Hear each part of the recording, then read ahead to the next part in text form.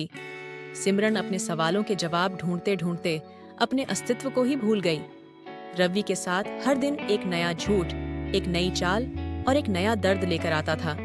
उसके मन में एक डर घर कर गया था कि कहीं रवि उससे हमेशा के लिए दूर ना हो जाए, और इसी डर ने उसे और कमजोर बना दिया। रवि अपने खेल में सफल होता जा रहा था। एक दिन जब सिमरन ने रवि से कहा कि वह इस रिश्ते को खत्म करना चाहती है, तो रवि ने उसे ऐसे समझाया जैसे वह उसकी भलाई के लिए ही उसका इस्तेमाल कर रहा हो। उसने कहा, सिमरन, मैं ही तुम्हारा सच्चा साथी हूँ। बाहर की दुनिया में तुम जैसे भोले लोग सिर्फ इस्तेमाल होते हैं।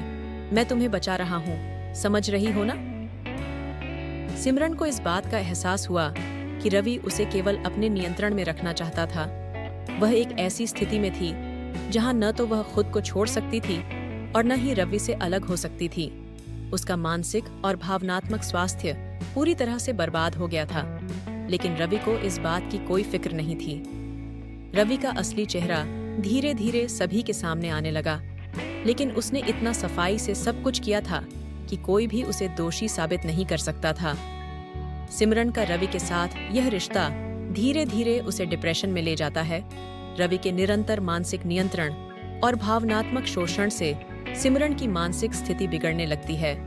वह खुद को खोने लगती है और हर चीज में खुद को ही दोषी मानकर अपने आत्मसम्मान को खो देती है। सिमरन का परिवार और दोस्त भी इस बदलाव को देख रहे होते हैं और उनके रिश्ते में रवि की नकारात्मक भूमिका का एहसास करते हैं, जिससे वह खुद भी तनाव में आ जाते हैं। सिमरन खुद को इस अंधेरे से निकालने में असमर्थ महसूस करती है और वह अकेले ही इस दर्द को झेलती रहती है। आखिरकार सिमरन कुछ साल बाद अपने परिवार और दोस्तों की मदद से इस दर्दनाक रिश्ते को खत्म करने का साहस जुटाती है और धीरे धीरे अपने जीवन में आगे बढ़ने का फैसला करती है। यहाँ यह कहानी सवाल उठता है कि क्या आपके जीवन में भी ऐसा कोई व्यक्ति है?